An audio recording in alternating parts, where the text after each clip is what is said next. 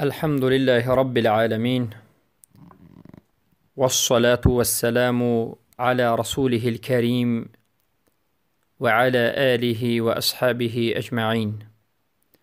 أما بعد، السلام عليكم ورحمة الله وبركاته.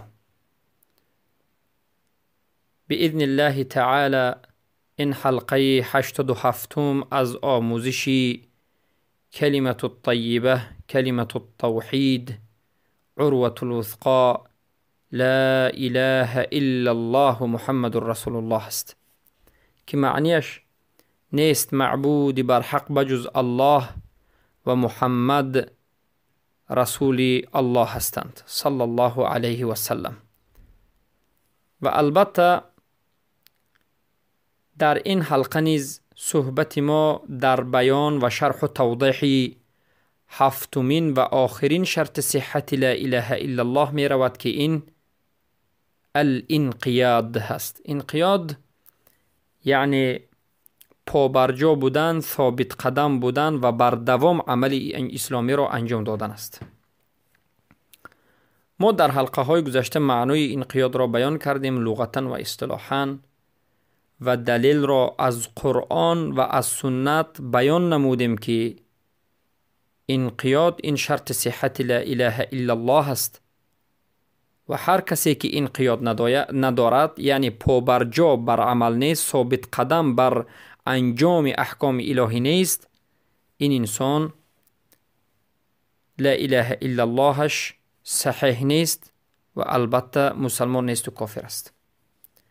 اما در این حلقه به شما اقوال علما را ذکر می کنیم که دلالت می کند بر این که انقیاد این شرط صحت لا اله الا الله است. چرا که منهج ما اهل سنت و الجماعت قرآن و سنت به فهم سلف امت، به فهم صحابه است. بارک الله فیکم. و پیش از همه در این مسئله البته اجماع سلف را و اجماع صحابه و تابعین را به شما ذکر میکنیم. بارک الله فیکم. اهل سلف از صحابگان و از تابعین و از غیرشان اجماع نموده اند که عملها و اون عملهایی که البته نشان دهنده انقیاد است شرط صحت ایمان است. عملهای ظاهری و جسمی انقیاد گفته می شود و این شرط صحت ایمان است. یعنی اگر انسان عملی ظاهری نداشته باشد، بالکل عمل را ترک بکند یا بعضی از عملهایی که اصل دین است در مرتبه اصل ایمان است، به مانند عمل جسمی، نماز خواندن و زکات دادن، کسی که اینها را ترک میکند ایمانش صحیح نیست، یعنی مسلمان نیست، مرتد شده است. پس ترک کننده عمل بالکل، هر کسی که عمل را کاملا ترک میکند این کافر است، مسلمان نیست و در این مسئله نباید شک انسان داشته باشد. هر کسی که میگوید که قلبم پاک است، من مسلمانم، لا اله الا الله محمد رسول الله، قلب پاک است تمام، نه نماز است، نه روزه است، نه زکات است، نه دیگر از عملها، یگان عمل اسلامی نیست، البته کافر است. اگر دیگر عملها باشد و نماز هم نباشد کافر است. سبحان الله. چرا که اهل سنت و الجماعت میگند ایمان این قول است و عمل است و اعتقاد است و انسان یکی از این رکنهای ایمان را اگر ترک کند، قول، عمل، اعتقاد، هر سه یکش رو ترک بکند، پس او کافر است و غیر مسلمان می شود. و اینچنین آیا قتال صحابه با آن کسانی که زکات را منع کردند مگر به خاطر همین ترک عمل نبود؟ صحابگان به کسان جنگ کردند و کسانی را مرتد گفتند که آنها نماز میخواندند، آنها تمام احکام الهی را قبول میکردند، اما یک عملی که تعلق به اصل مراتب ایمان دارد قبول نکردند. این زکات است. دادن زکات را قبول نکردند و ابوبکر صدیق و عمر رضی الله عنهم و دیگر صحابگان با اینها جنگیدند. پس ترک انقیاد و امتناع کردن از انقیاد و از طلبات های انقیاد، این نابود شدن شرط صحت لا اله الا الله است و البته انسان را از دایره اسلام بیرون میکند و لا اله الا اللهش صحیح نخواهد شد. بارک الله فیکم. و این چنین از نظر عقل هم وقتی که ما میبینیم همچنین است. عقل هم دلالت میکند بر اینکه انقیاد یعنی پابرجا بودن به عمل، انجام دادن عمل، این در حقیقت شرط صحت لا اله الا الله است. پس هر کسی که از نظر عقل هم اگر بینیم انقیاد را ترک میکند، صحیح نیست که وی را ما مسلمان بنامیم. چرا که اسلام چیست؟ اسلام این تسلیم شدن و انقیاد کردن، پابرجا شدن به عملهای اسلامی. پس کسی که انقیاد را ترک کرد، نام این ممتنع هست، مستکبر است، متولی هست، معرض است، معاند است. و الله سبحانه و تعالی این چنین انسان‌هایی که صفت‌های ممتنع دارند و مستکبر و متولی و معرض و معاند دارند، اینها را الله سبحانه و تعالی در قرآنش حکم به کفر کرده است. و البته ما در این موضوعات در حلقه های آینده صحبت میکنیم در موضوع کفر الامتناع، کفر التولی و الاباء و الاستکبار و غیر ذلك. پس بدانید که شهادت دادن به لا اله الا الله محمد رسول الله قائم می شود بر عمل. شهادت دادن بر لا اله الا الله درست و صحیح می شود با عمل و ملتزم بودن به قوانین شریعت. بارک الله فیکم. اگر کسی که عمل نکرد این رو ما شاهد گفته نمیتوانم، شهادت داده گفته نمیتوانم. و بعدا از نظر عقل هم بنگرید چرا رسولان را الله سبحانه و تعالی فرستاد؟ برای آن فرستاد که ما اطاعت بکنیم. با چی رسول الله اطاعت بکنیم؟ به عملهای رسول الله اطاعت بکنیم، به گفته‌هایش اطاعت بکنیم. فقط به گفته رسول الله نیست، بلکه به عملهایش باید پیروی بکنیم، متابعت بکنیم.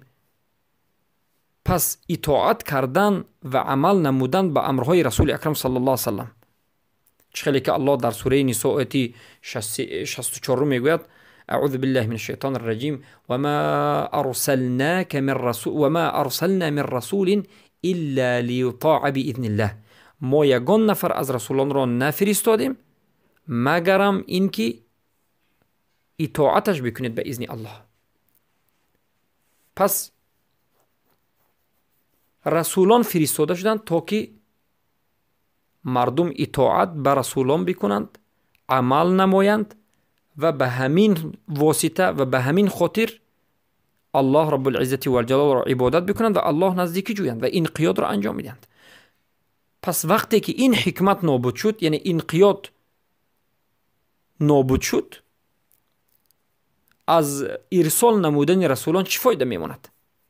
پس آمدن تمام پیامبران این به خاطر همین زنده کردن دین است و زنده کردن دین موحدین این عمل است که الله امر کرد که اطاعتش بکنید و اطاعت با عمل کردن است.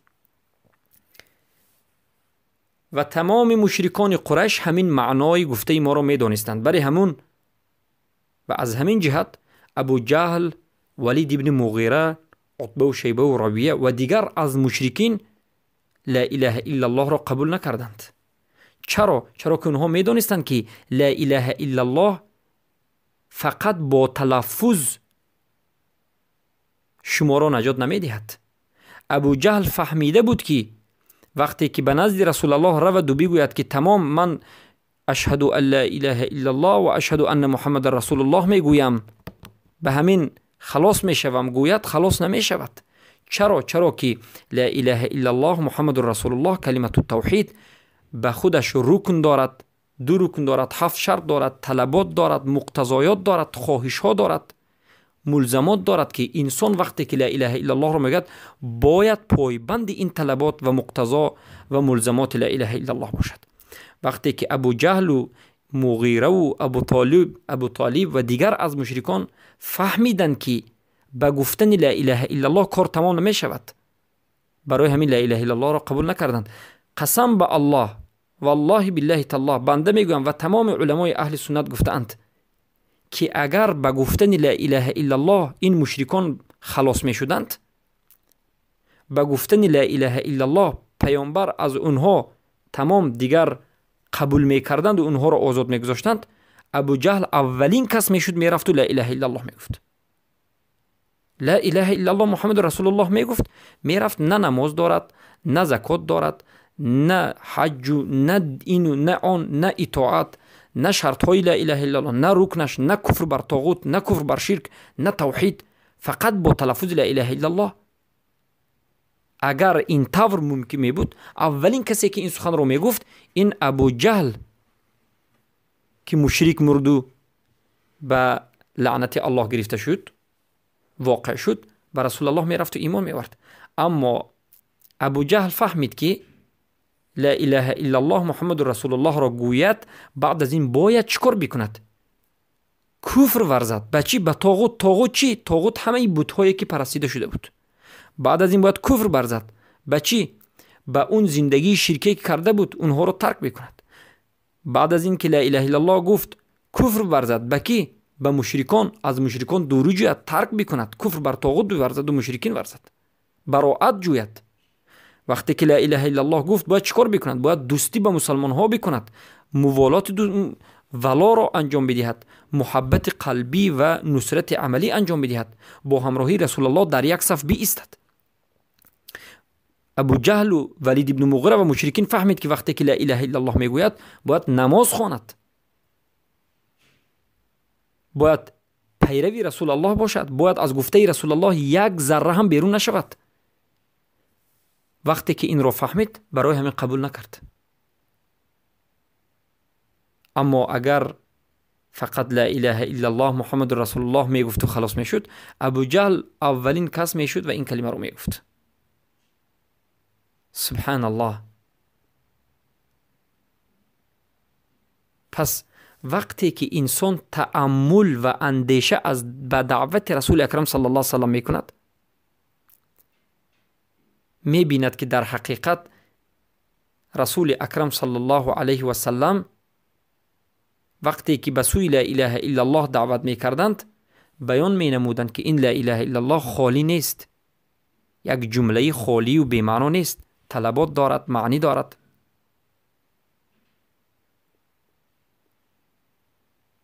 بارک الله فیکم.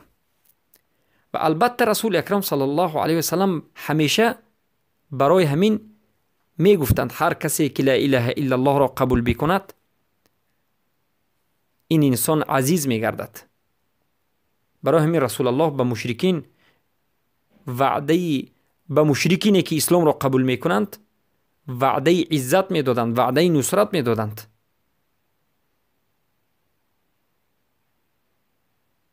رسول اکرم صلی الله علیه و سلم می گفتند لا اله الا الله را بگویید، محمد رسول الله را بگویید، شما عزیزترین انسان می شوید،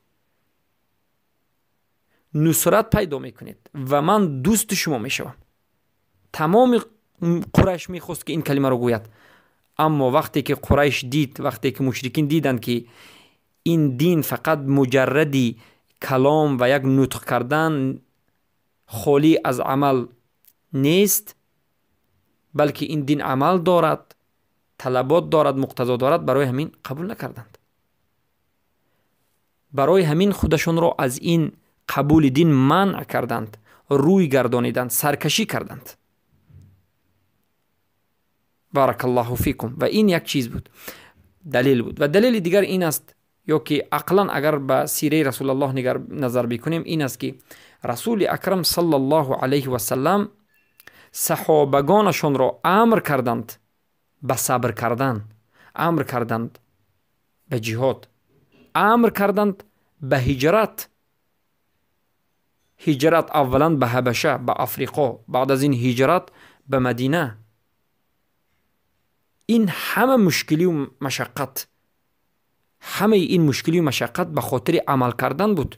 اگر ترک عمل جایز می بود، اگر انقیاد شرط صحت لا اله الا الله، شرط صحت دین و ایمان نمی بود، رسول اکرم صلی الله علیه و سلم به خاطر حفظ عمل اینقدر اذیت نمی کشیدند، بلکه اجازت می دادند. به صحابه ها اجازت می دادند که تمام شما در مکه گردید اما عمل نکنید. لا اله الا الله گفتید، بله شما مسلمانید، دیگر در بین مشرکا هم گردید آهسته. گفت رافضه ها که میگن تقیه کنید، عمل نکنید. اما رسول الله این چنین نگفتند، العیاذ بالله، بلکه رسول الله گفتند شما ثابت قدم باشید، صبر کنید، عمل را ترک نکنید. حتی وقتی که آل یاسیر پدر عمار، ثویبه به قتل رسیده شدند، رسول اکرم صلی الله علیه و سلم گفتند فاصبروا یا آل یاسر فإن موعدکم الجنه. صبر کنید ای اهل آل یاسر، موعد من شما در جنت است و در وزیر موعد من شما در حوض کوثر است. چرا رسول الله نگفتند که تمام آل یاسر عمل را ترک کنید، شما لا اله الا الله گفتید در بین مشرکین گردید؟ چرا که انقیاد عمل کردن شرط صحت لا اله الا الله است. رسول الله همیشه به صحابگان تعلیم دادند که صبر بکنید، عمل را انجام بدهید. اگر در بین مشرکین طاقت کردن نتونید، الله اجازه داد که به حبشه روید. در اونجا یک ملک عادل وجود دارد، نجاشی، که مسلمان شد در آخر و بعد از این به مدینه رفتند. و این همه دلالت می کند که انقیاد و عمل این شرط صحت لا اله الا الله است. و البته شیخ محمد ابن عبدالوهاب رحمه الله می گویند بسیاری کسانی که دعوای دین دارند معنای لا اله الا الله را نمی دانند. این سخن شیخ حق است، بله حق است. شیخ محمد ابن عبدالوهاب رحمه الله در حقیقت وقتی که امت اسلام را دیدند گفتند، و امروز هم همین است، حال زار مسلمان ها همین است، که بسیار کسانی که دعوای دین دارند معنای لا اله الا الله را افسوس که نمی دانند. پس میگند چی مسلمان ها را مجبور کرد که صبر بکنند بر عذاب، بر شکنجه‌ای که مشرکین دادند، بر اسیر شدن، بر ضرب، بر هجرت به حبشه، بعد از این هجرت به مدینه. با وجود این که رسول اکرم صلی الله علیه و سلم از همه با رحمترین مردم بودند، اما یگان مراتب رسول اکرم صلی الله علیه و سلم به صحابگان با وجود رحمگین بودنشان، انه رؤوف رحیم، رسول الله بینها رؤوف برای امتانشان رحیم بودند. وقتی که به امتشان وزمینی می آمد رنج می کشیدند، اما یگان مراتبه برای امتشان نگفتند که عمل را ترک کنید، میلش هجرت نکنید، میلش اذیت نکشید، میلش به خاطر عمل کردن رنج نکشید، عمل را ترک کنید، نگفتند، بلکه گفتند ثابت قدم بر عمل باشید.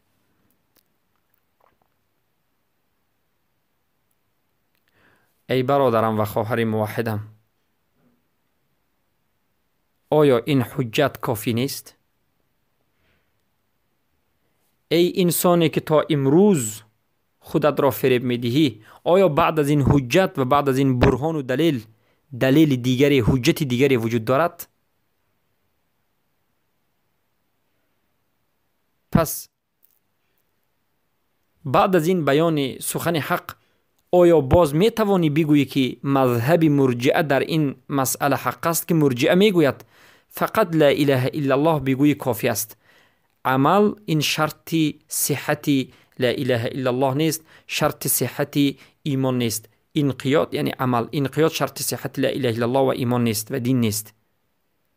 کسی که لا اله الا الله محمد رسول الله بگوید عمل نکند هم، این انسان مسلمان است.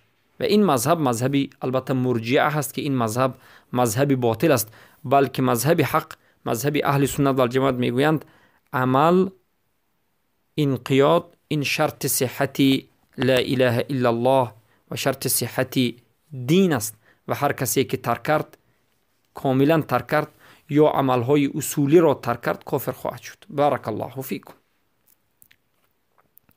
و بعد از اینکه ما به شما اجماع رو نقل کردیم، دلیل ها رو از حیات رسول الله صلی الله علیه وسلم نقل کردیم و عقل خود با عقل فهمیدیم که این انقیاد در حقیقت شرط صحت ایمان است، شرط صحت لا اله الا الله است و دین است و کسی که ترک میکند کافر است. بیایید سخنهای علمای اهل سنت و الجماعت را نظر بکنیم. ابن تیمیه رحمه الله در کتاب بینهاد معروف خود صارم المسلول على شاتم الرسول میگویند: فأما إن اعتقد أن الله لم يحرمه أو أنه حرمه لكن امتنع من قبول هذه التحريم وأبى أن يذعن لله وينقاد فهو إما جاحد أو معاند فهذا أشد كفرا ممن قبله.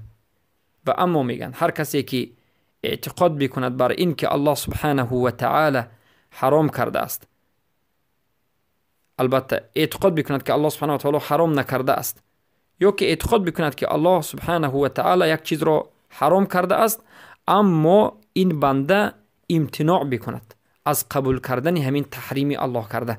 الله یک چیز را حرام کرده است، بنده می آید همین چیزی حرام کرده الله را اختیار نکند، قبول نکند و سرکشی بکند از اینکه دین الله را آشکار بکند، سرکشی از انقیاد و اطاعت و عمل کردن بکند، پس این انسان یا جاحد است، یعنی یا رد کننده دین است یا دشمن دین است. پس این میگن کفرش به نهایت کفر شدید است. از اینجا فهمیده میشود که هر کسی که اعلان دین نکند، دینش را آشکار نکند، انقیاد بر دین نکند، این انسان چی است؟ کافر است. و این چنین یکی از علمای اهل سنت و الجماعت ابن عقیل در واضح میگویند: الطاعة والانقياد والاتباع نظائر فهي الاستجابة بسهوله. پس اطاعت کردن، طاعت، انقیاد، عمل را پی در پی، عمل را ثابت قدم انجام دادن، اتباع و پیروی کردن نظائر است میگند، به همدیگریش چی است؟ مانند است و به همدیگریش پیوست است و این به مانند اجابت کردن به سهوله است، یعنی اجابت کردن دین به آسانی است. بارک الله فیکم. پس این همه دلالت میکند که انقیاد شرط صحت لا اله الا الله است. ابن رشد در بیان و تحصیل میگن که حتی یقول لا اله الا الله ای حتی یسلموا فیقول لا اله الا الله و محمد رسول الله و یلتزم سائر قواعد الاسلام، یعنی تا اینکه بگویند لا اله الا الله معناش این است که میگن تا اینکه مسلمان شوند. خیلی که حدیث در این مسئله آمده بود، تا اینکه بگویند که نیست معبودی بر حق بجز الله و محمد رسول الله و بعد از این التزام بکنند، ملتزم باشند، ملتزمی باقی مانده از قواعد اسلام باشند. یعنی معنای سخن همین است که هر کسی که لا اله الا الله محمد رسول الله بگوید و باقی مانده احکام شریعت، قواعد اسلام را التزام نکند، این در دایره اسلام نمیماند بلکه از دایره اسلام بیرون می شود.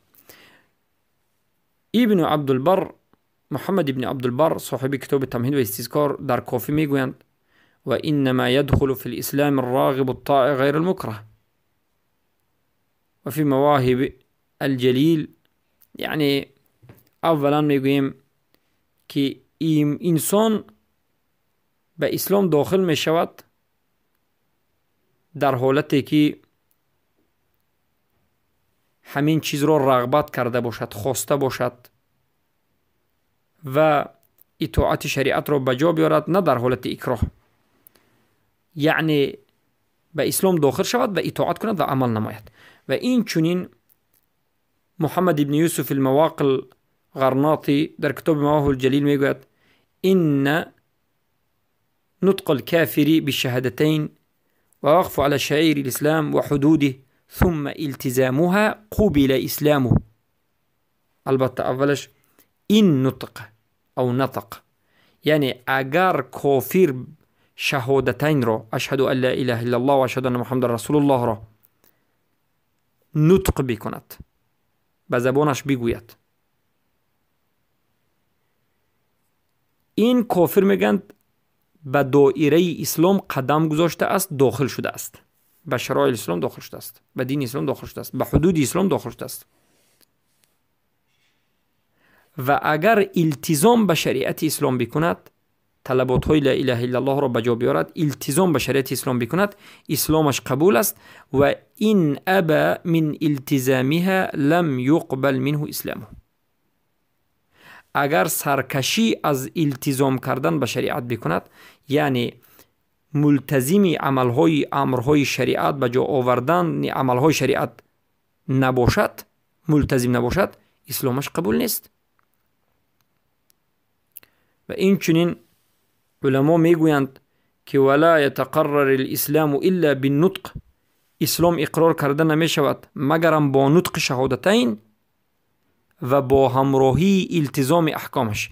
الا بالنطق بالشهادتین مع التزام احکامها، یعنی با گفتن شهادتین کار خلاص نیست، بلکه احکامش را ملتزم انسان باشد، عمل را انجام بدهد. بارک الله فیکم. و این چنین شنقیطی در کوثر المعانی میگویند الامتثال والانتهاء مدرجین تحت الشهادتین. امتثال یعنی عمل کردن، انقیاد کردن، این دو زینه است که میگن امتثال و انتها، این دو زینه است که میگن در زیر شهادتین است، یعنی عمل کردن به امرهای الله و رسولش و دست کشیدن از نهی کرده های الله و رسولش. این دو زینه است که در زیر شهادتین داخل می شود. بارک الله فیکم. و البته با همین این حلقه رو به پایان می رسانیم و در حلقه های آینده باذن الله باقی مانده از سخن های علما رو